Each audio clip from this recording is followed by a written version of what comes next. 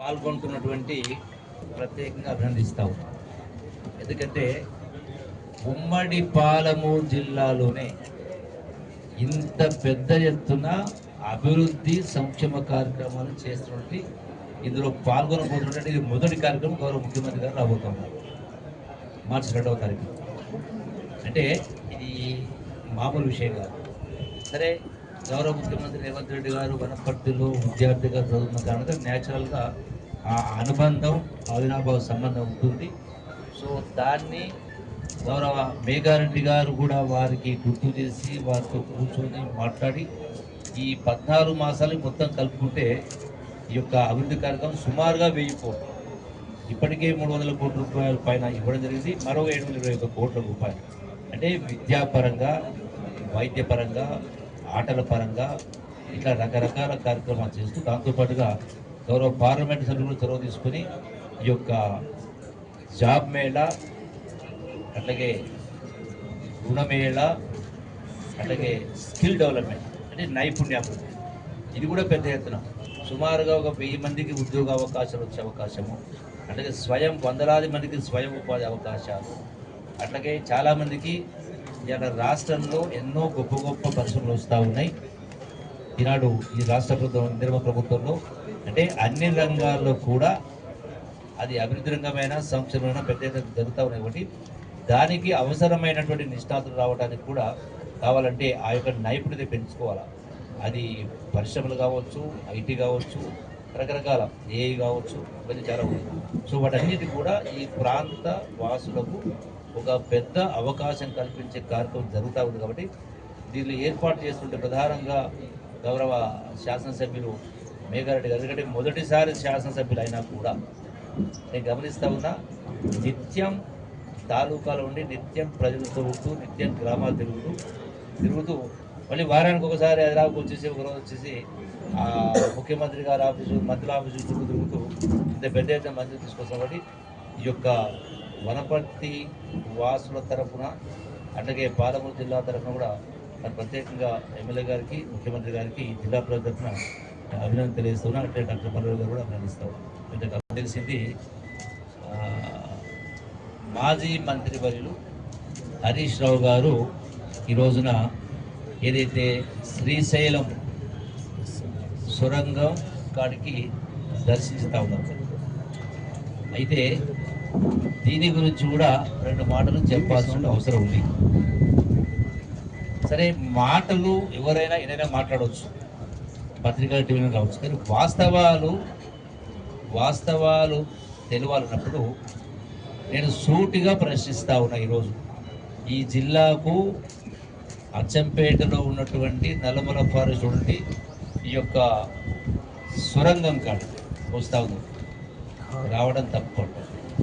గత ప్రభుత్వం కాళేశ్వరం ప్రాజెక్టులో సంఘటన జరిగినప్పుడు కానీ, చాలామంది చనిపోయినప్పుడు కానీ, పాలమూరులో ఉన్నటువంటి నార్లాపూర్లో కూడా దుర్ఘటన జరిగి సుమారుగా 6 మంది చనిపోయారు. అట్లాగే శ్రీశైలం పవర్ హౌస్లో కూడా పడిపోయి 8 మంది చనిపోయినప్పుడు ఏ ప్రతిపక్ష ఎవ్వరూ దరిదాపులు కూడా రానివ్వాల. కానీ ఈ రోజున మా ప్రభుత్వం, గౌరవ ముఖ్యమంత్రి రేవంత్ రెడ్డి గారు, సంబంధిత ఇరిగేషన్ శాఖ మంత్రి ఉత్తమ్ కుమార్ గారు వాళ్ళను ఎక్కడ అడ్డుకోకుండా ఆ యొక్క ప్రాజెక్టు వరకు రావడానికి అనుమతిస్తూ ఉన్నారు. అంటే వ్యత్యాసం గమనించాలి. ఒకటి. రెండవది, అసలు మీకు ఈ ప్రాజెక్టు గురించి మాట్లాడేటువంటి నైతిక అర్హత ఎక్కడిది? దీని గురించి ప్రశ్నించే అర్హత ఎక్కడిది? ఎందుకు చెప్తున్నా అంటే, ఈ సొరంగం పనులు 44 కిలోమీటర్ల పొడవైనటువంటి సొరంగం. ఇది 2005వ సంవత్సరంలోనే వాటిని మంజూరు ఇచ్చి టెండర్ పిలిచి సుమారు 2006వ సంవత్సరం మొదలైంది. డాక్టర్ వైఎస్ రాజశేఖర రెడ్డి గారి నాయకత్వంలో ఆరు ముఖ్యమంత్రి ఉన్నప్పుడే కాంగ్రెస్ ప్రభుత్వ హయాంలో మొదలై 21 కిలోమీటర్ సుమారుగా అంటే అటువైపు నుంచి నల్గొండ నుంచి సొరంగం పూర్తయింది 20 కిలోమీటర్. ఇటువైపు నుంచి అంటే శ్రీశైలం వైపు నుంచి బిగినింగ్ పాయింట్ కాడ ఉందో అక్కడ ఏమైందంటే అసలు ఈ రెండవ టీబీఎం మిషన్ పెట్టడం, మొదటిదేమో నల్గొండ సొరంగం కదా, అక్కడ మొదలైంది, స్టార్ట్ అయింది 2009 వరకే, సుమారుగా 21 కిలోమీటర్ నడిచింది. అప్పుడు 2009లో కృష్ణా నదికి వరద పోటెత్తి 2.5 సంవత్సరాల పాటు పనులు ఆగిపోయింది. మొత్తం కూడా మునిగిపోయింది. మొత్తం శ్రీశైలం ప్రాజెక్టే మునిగిపోయింది.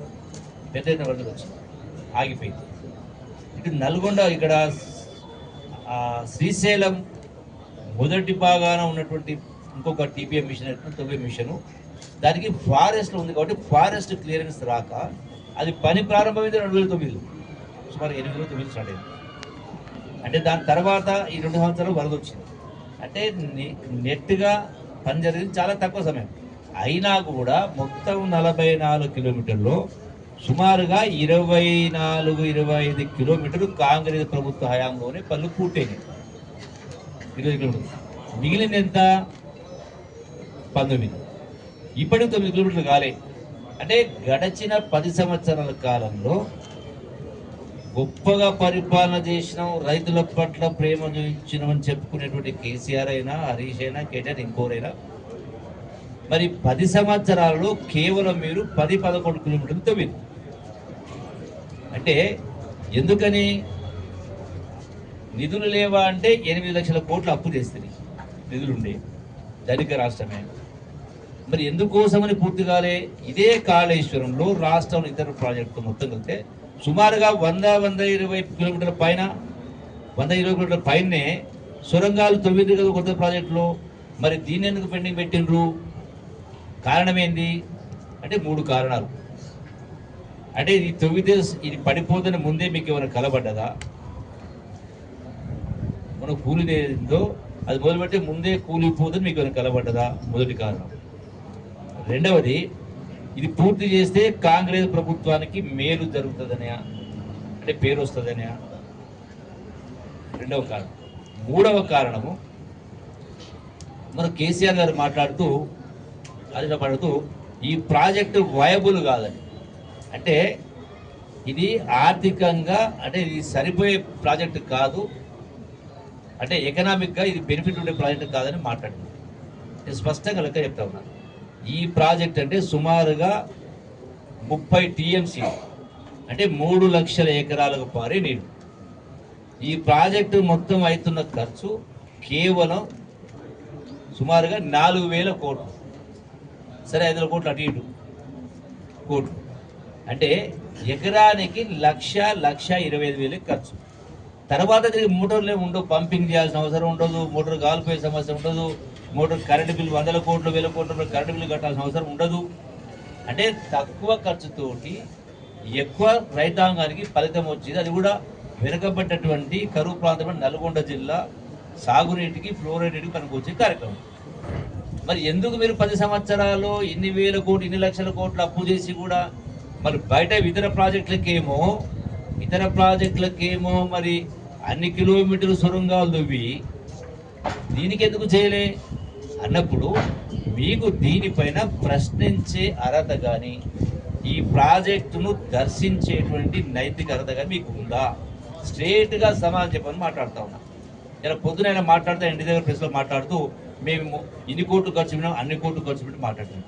అరే నువ్వు ఎన్ని కోట్లు ఖర్చు పెట్టినా, కాంగ్రెస్ ప్రభుత్వం ఖర్చు పెట్టి 25 కిలోమీటర్లు ఖర్చు పెట్టకుండానే 25 కిలోమీటర్ పూర్తి అవుతుందా? ఖర్చు పెట్టకుండా అవుతుందా? మంజూరు ఇచ్చి, శాంక్షన్ ఇచ్చి, టింబి మిషన్ తీసుకొచ్చి అమెరికన్ కంపెనీ తోటి కోఆర్డినేట్ చేసి, అరే మరి నీవు 10 కిలోమీటర్లు నువ్వు ఆ మిగిలిన 9 కిలోమీటర్లు చేసి ఉంటే మీరు ఆరోపణ చేసి నేను కూడా ఆరోపణ చేయవచ్చు కదా. సపోజ్ ఒకవేళ నేనే ఆ మాట అంటే, నేను అన్నాను ఆ మాట, నాకు ఇంగిత జ్ఞానం ఉంది. ఒకవేళ మీరు ఆ గడిచిన 10 సంవత్సరాలు 9 కిలోమీటర్లు పూర్తి చేసి ఉంటే అప్పుడేంటే కులపోనేమో, దాన్ని మీరే బాధ్యులని అనొచ్చు కదా. కానీ నేను అనను. కామన్ సెన్స్ ఉండాలి. నేను ఆరోపణ చేస్తే దానికి బేస్ ఉండాలా, ఆధారం ఉండాలా. ఒక అంశం అంటే కేవలం అంటే వాళ్ళు 10 సంవత్సరాల కాలంలో ఈ మిగిలినటువంటి పనిని పూర్తి చేయడాన్ని తప్పుపట్టకుండా ఉండడం కోసం ముందే అఘాయిత్యానికి ఎత్తుకోవడం, ముందే దొంగదని మాట్లాడడం ఇంత స్పష్టంగా కనపడుతుంది కదా. నేను అడిగిన 4 ప్రశ్నలకు సూటిగా సమాధానం చెప్పాలి కదా. దొంగ తిరుగుడు మాటలు ఎందుకు, దొంగ సమాధానం ఎందుకు చెప్పాలా? అది ఒకటి. రెండవది, ముఖ్యమంత్రి గారు ఇంతమంది చనిపోతే ఇక్కడికి రాలేదు, అక్కడ ఎక్కడో తిరుగుతా ఉన్నట్టు మాట్లాడుతూ ఉన్నాను. నేను అడుగుతా ఉన్నా, కొండగట్టు కాడ సుమారుగా 70 మంది చనిపోయారు యాక్సిడెంట్. పోయిండా కేసీఆర్? ఎప్పుడైనా పోయిండా? పాలమూరు రంగారెడ్డిలో సుమారుగా 6 మంది 8 మంది ఒకసారి చనిపోయారు. పోయిండా కేసీఆర్? అక్కడ పవర్ హౌజ్లో 8 మంది చనిపోయారు. పోయిండా? అట్లాగే ఉత్తర తెలంగాణ ప్రాంతంలో చనిపోయారు కదా, చాలా సందర్భాలు చాలా సంగతి జరిగినాయి కదా, ఇక్కడ పోయిండా? అదే తెలంగాణ రావటానికి రాజ్యాంగంలో ఆర్టికల్ ఏదైతే రాజ్యాంగంలో ఆర్టికల్లో ఏదైతే 370 సంథింగ్ ఆ ఉన్న కారణంగా అంబేద్కర్ గారిని ప్రస్తుతించుండు అసెంబ్లీలో. మరి 10 సంవత్సరాలు అంబేద్కర్ దండేసిండా? అంటే నీవు అంటే ఇటువంటి ఒకవైపున రేవంత్ రెడ్డి గారు చెప్పందే దేశంలో ఉన్నటువంటి మిలిటరీకి సంబంధించి, సైన్యానికి సంబంధించి, నేవీకి సంబంధించి, అట్లాగే ఇతర సంస్థలకు సంబంధించి, నాసా అంటే NRSA national remote sensing agency సంబంధించి, హైడ్రాకి సంబంధించి, సింగరేట్ సంబంధించి, అంటే 11 సంస్థల ద్వారా రప్పించి వాటిని ఏ విధంగా వాళ్ళని కాపాడాలా, అసలు బతికున్నారా చనిపోయినరా ఎట్లా వెళ్ళాలని లోపలికి వెళ్ళలేని పరిస్థితి. స్వయంగా నేనే పోయి వచ్చిన కదా. చివరి 50 మీటర్ల వరకు అంటే 13 కిలోమీటర్ల సుమారుగా 800 మీటర్లు అంటే మొత్తం 13.9 అది. సో సుమారుగా 13.8 కిలోమీటర్ల లోపల నేనే పోయి వచ్చాను కదా, వాటితో పాటుగా ఆ సైనికులతో పాటు నేను కూడా ఉన్నా కదా. అంటే అక్కడ భయానక పరిస్థితి ఉన్నది. కాలు పెడితే అసలు దిగుబడిపోతా ఉంది, లోపలికి పోయే పరిస్థితి ఉన్నది. దానిపైన లోపలికి మెషిన్ పోయే పరిస్థితి లేదు. ఒకవైపున మొత్తం నీటి పైపులు, ఒకవైపున అదేది బెల్ట్, కన్వేయర్ బెల్ట్, ఒకవైపు మధ్యలో రైల్వే ట్రాక్, ఒక మిషన్ పోదు లోపలికి. మధ్యలో మొత్తం కూడా ఆ ఒత్తిడికి, ఆ హైవే స్పీడ్కు ఆ మోటార్ పెద్ద పెద్ద అసలు టీబీ మిషనే సగానికి ఇరిగిపోయి ఊసొచ్చి 150-200 మీటర్ దూరం కొట్టుకొచ్చి అక్కడ అడ్డం పడ్డది. మొత్తం అసలు లోపలికి వెళ్ళే పరిస్థితి. సర్కల్ స్పీడ్లో లెక్క చేసి లోపలికి పోవాల్సి వచ్చింది. అంటే రెండవది ఏంటంటే 2-3 రోజులు ఈ యొక్క సమయం పడ్డానికి కారణం ఇంకో ప్రమాదం పొంచి ఉండింది. ఎందుకంటే ఏదైతే వరద, బురద, అవన్నీ రాయలు రప్పలు వచ్చే పెద్ద ఎత్తున శబ్దం చేసి మీద పడ్డాయో, ఉప్పెట్లాగా వచ్చి పడ్డాయో, అసలు అది ఇంకా ఉందేమో, ఇంకా వస్తుందేమో, అసలు ఆగిపోయింది తెలియదు కదా. వీళ్ళని కాపాడడానికి పోయేటువంటి మిగతా వాళ్ళు దానిలో కూలిపోయే పరిస్థితి వచ్చి మళ్ళీ ఆ 8 మంది కాపాడడం మళ్ళీ 50 మంది లోపల పోదు కదా. వాళ్ళ యొక్క ఎవరైతే మిలిటరీ వాళ్ళు కావచ్చు, డిఫెన్స్ కావచ్చు, రెస్క్యూయర్స్ను వాళ్ళ ప్రాణాలు కావాల్సిన అవసరం ఉంది కదా. సో దాన్ని అంచనా చేయడం కోసం వివిధ సంస్థల ద్వారా దేశంలో ఉన్నటువంటి వివిధ సంస్థలు నిష్ణాతులు పిలిపించి వాటిని కనుగొనేటువంటి దాని కింద రిపోర్ట్స్ కోసం అవ్వడం జరిగింది. సో దానిపైన ఇవన్నీ కూడా అయిపోయినాయి. ఆల్రెడీ డీవాటరింగ్ స్టార్ట్ అయింది. అక్కడ ఉన్నటువంటి బురద, రాళ్ళు రప్పలు బయటికి తీస్తారు. ఇలా పొద్దున్నే 9 వరకే ఒక ట్రైన్ ద్వారా కొన్ని ట్రక్స్ ద్వారా బయటికి రావడం జరిగింది. ఆ ప్రాసెస్ కంటిన్యూ అవుతుంది. బహుశా ఇవాళ రాత్రి వరకు, రేపు రాత్రి వరకు వాళ్ళు బతుకుంటే బతుకున్న ప్రాణంతో కానీ, లేదంటే డెడ్ బాడీస్ని కానీ బయటకు తీసే కార్యక్రమం జరుగుతుంది, ప్రాసెస్ జరుగుతూ ఉంది.